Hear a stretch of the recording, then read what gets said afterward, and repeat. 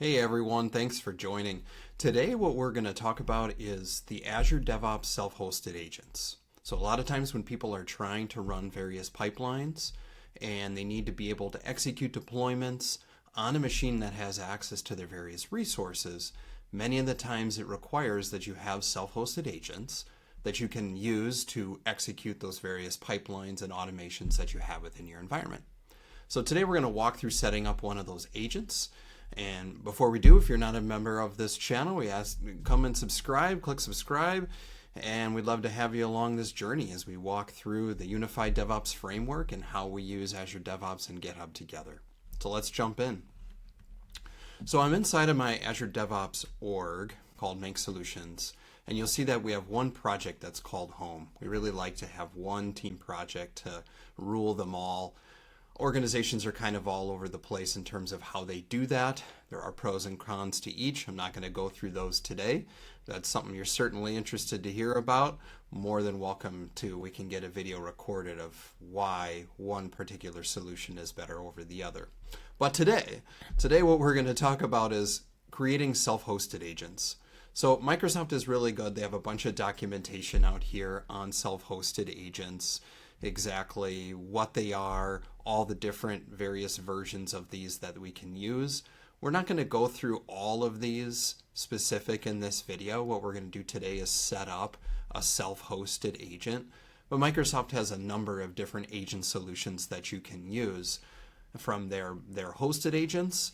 And then there's some other hosted options like the managed DevOps pools, which is kind of the latest thing that Microsoft is doing, and then the virtual machine skill sets. So probably what we can do is record some videos later that talk about the various versions of these, which one is better over the other. But the reason we're starting with the self-hosted agents is because that's where most customers are. Most customers need access to their on-prem resources, and those self-hosted machines are the ones that are going to have access to those resources. So while it's great to be able to use some of those hosted options, and if you are able to do that, that's great. There's a lot of benefit to those. Many times organizations just find themselves needing to install those self-hosted agents. So that's what we're going to do is we're going to set up one of those self-hosted agents on the machine that I'm on, just kind of walk you through that process so you can see what it looks like, what the various options are, and some of the suggestions that we have as we're setting up those various agents. So what I'm going to do is I'm going to go into our, I'm going to go into the org settings and I'll show you exactly what this looks like right now. If I find the agent pools here, you'll see I just created a pool called Home Pool. I just created this, and I did this manually. So as we get further down and we start to go through a lot of the platform automation, all of this you can automate completely with Terraform, which we'll show as we go along. But you'll see that there's no agents in here. There's no available agents that are part of this pool, so that's what we want to go ahead and add. So I'm going to go back into the home project, and there's not much going on here either. And what I'm going to do is I'm going to go into the settings. I'm going to move my bubble here out of the way, and I'm going to go into agent pools, and you'll see that we don't have this pool yet as part of home. So when you create a pool, that is available at the organization level, but you then have to add that pool to be used as part of a team project. Now what's really interesting, what Microsoft doesn't actually tell you here, is when I go and select an existing pool, and I don't want to grant this to all pipelines, and we'll talk about why we don't do that. But actually what's happened here, it looks very confusing when you go to the org settings. This is called a pool, and then you come here and you add another pool. Actually what this really is called in the background is called a queue. So you add the agent pools at the organization level, and then when you add those to a team project, which is what I just did, this basically becomes a queue, because that queue can technically be added to multiple team projects inside of Azure DevOps. So I'll go into the queue, which I'll probably call pool because it's just, that's how everybody thinks of it. But we're going to go into this queue, and we're going to go to agents, and we're going to get our first agent. So what Microsoft does is they kind of give you this automation script, which is pretty quick and easy to be able to automate a lot of setting up these agents. And again, we'll go through the whole process later on in these videos of how to automate the deployment of these agents, because there's a lot that goes into these agents. The agents are really the power behind the pipelines that we do. So when we're talking about automating some of these workloads of things like Oracle, Microsoft, any other third party, a lot of times it's nice that the pipeline can deploy those tool installers as the pipeline is running, but sometimes those packages are just way too much. They're way too big, they require way too much configuration. So what happens a lot of times is you are building out your agent infrastructure so that that is where those pipelines can run, and they can run in a really fast fashion. So there's a whole process of how those agents are managed, how they're updated, and it can be completely automated. But what we're going to do today is just walk through the manual process so that you know exactly what this looks like as we go along and we get these automated. So I'm going to go ahead and download this. You'll see that I had already downloaded this earlier. So it's 200 meg. Microsoft does a really good job of keeping this updated, and it's the same agent infrastructure that GitHub Actions uses. So a lot of the same platform, same tooling, same ability to customize it and configure it is all very, very similar between ADO and GitHub, which makes it really nice. So what I'm going to do is I'm going to go into my downloads. Here's what got downloaded. This is just a zip directory, which is great. And what I'm going to do is I need to unzip this, and I'm going to extract this to a directory on our drive. What I like to do is I typically put this somewhere at the root, because you don't necessarily know all the files that a developer or a pipeline executor is going to need. So depending on any certain file length limits, folder path limits, we don't want to mess around with that. We like to keep the folder paths very short and very consistent. So what I usually do is I'll have A for agent underscore and then the name of the project. If there's multiple agents on this machine, which is a whole nother category of conversation, you could start to name these. You could call these A underscore home 1 or home 2. We'll get into a little bit of how many agents you should be putting on a machine at once. Now again, I'm installing this on an actual machine. This is not going into a container. That's also a separate conversation. So this is what most customers are doing, is they have virtual machines and they're setting up agents on those virtual machines, and they're managing it though in that way. So I'm going to go into A home. I'm going to extract these files. So while that is doing that, I'm just going to come back into Microsoft's documentation. Again, it's talking about the self-hosted agents, and it gives you a lot of documentation. Microsoft's pretty good at documenting all the various, what goes into setting up a self-hosted agent. And then they have specific documentation for doing self-hosted Windows agents, has all the prereqs in terms of the OS and the hardware specs. And then it has some information about security, which we're going to talk about. So when it comes to the agents, this is it's a very key piece of infrastructure, because this is where the agents, your pipelines are going to be downloading all your code and all that sensitive collateral as they're coming down on these machines, and we need to make sure they're protected. So that is whether intentional or it's by accident, we want to make sure that this is properly protected anytime a pipeline is run. So what Microsoft typically recommends is you only have one agent installed on one VM.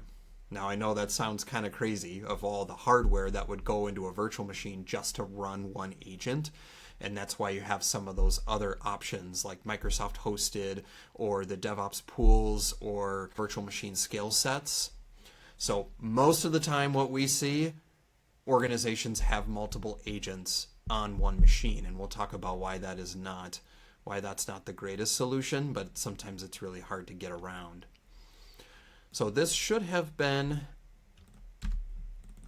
unzipped, and we can see that here. So now here I am on the C drive, I'm in A home, and now it's put all those files there for me. It's extracted those. That's exactly what I wanted. And what I'm going to go is I'm going to jump into PowerShell now. And I'm going to go over to this directory. So cda under, how about C? And we're going to go there. And then we're going to hit config tab and run this. So then what it's going to want to do, it wants to connect to Azure DevOps. We're going to give it our URL. If I could spell, dev.azure.com, make solutions. So it wants to authenticate, and the default, of course, is an access token. And it wants an access token. So this access token is simply just to register the agent to Azure DevOps. That's all it's used for. This token is essentially can be used just for these few minutes that we're setting up this agent, and then we don't need the token anymore. That is not how it stays authenticated.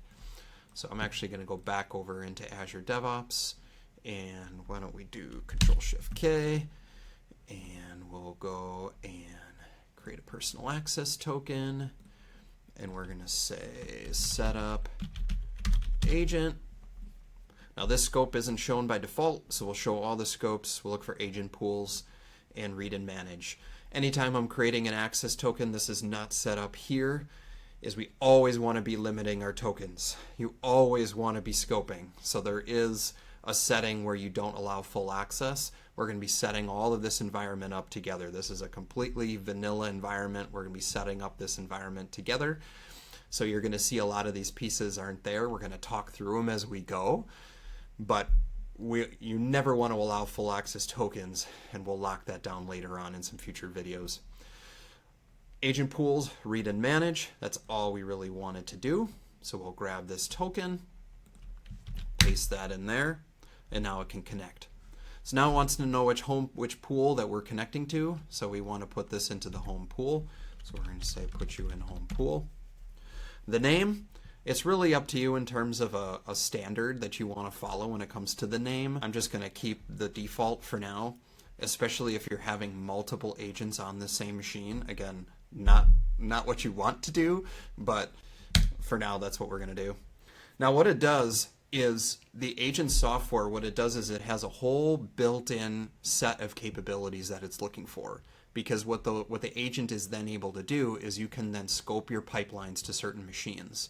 So as you get into these really big environments and you have multiple different pipeline types or even agent types, sometimes if you try to have one agent image that manages everything, the agent can get really big. So sometimes it's nicer to have different agents that do different things. Again, there's pros and cons. Having one agent image gives you one place that you have to manage things. So you kind of have to just do your best of what makes sense for your environment. So what it does is it scans all those capabilities and it says, all right, what can this agent do? Does it have .NET loaded? Does it have Java loaded? Does it have all these sets of tools? And then it loads that as capabilities. So now what it wants to do is what is its work directory? So you'll see the underscore is W work. I actually like W, and I'll show you in a bit. Microsoft likes to put some other naming conventions that it does when the pipelines run into the various folders. So they'll have folders for A, artifacts, B for binaries, S for source. So then I just like to name this W for work because everything else is just a single lowercase letter. So do you want to run this agent as a service? Absolutely. I don't want to start it. What it's going to ask is, which there is not a ton of documentation that Microsoft has around this setting, or it's not very easy to find anyway. And what it's asking is, if you're going to run this as a service account, do you want to grant that service account a special SID inside of the registry? What this does is it sort of allows you to be able to have more granular permission controls over the user account that's running the service. Now the default is no, and I'll show you why, because, oh, look at that. It requires admin permissions, and I didn't do that. Hilarious. All right, so step number 1, always make sure that you are what? Running as an administrator. Yeah, you were waiting for that, weren't you? Well, maybe not. All right, so we're going to do this again. Config. And all right, that looks fine. Oh, we can't because it's already been configured. All right, so what happens in the agent? let's take a look at our agent directory, is now that since we started to run the install, now what it's doing is it's saying, hold on, you need to be able to, this agent has already started its configuration process. So actually what we need to do here is a remove pat access token, still on my clipboard. Now it removed it, and now I can actually start this again. So now I can start this over. So dev.azure.com/make-solutions. It's a pat. Yeah, give me that one. Home pool. That's the name. Scanning again for the capabilities. Now it wants to know our work directory. W, run it as a service. Yes, not as restricted. And now it's going to ask us, this is a super important question, is what account do you want to run the agent as? So a lot of times we come into organizations and we look at how the agents are being run, and they're being run with service accounts, privileged service accounts or managed identities that have access to the network in some location. You absolutely do not want to do that. So Microsoft has a really good article out here on security best practices for Azure pipelines. I'm just going to move my head out of the way. And they have a lot of really good capabilities of what their best practices are. All of the pipeline framework that we follows all these best practices and a little bit beyond. And one of the things it talks about is agents and running and using low privileged accounts. The reason why is because if anyone has access to your pipeline to be able to run it, it then has that ability to use those credentials versus allowing the pipeline and the whole pipeline framework process to be able to manage who can get to those pipelines and all the security controls and checks to get to the credentials that a pipeline uses. This just gives you another layer of protection to make sure that those credentials are locked down and they're being accessed only in the right way, versus if you're having your pipeline agents running as a particular service account, anyone who has access to run that pipeline now has the ability to use those credentials. They're able to do things that that account has access to, which a lot of times maybe an access provisioning group or the system administrators don't know that's how it's being run.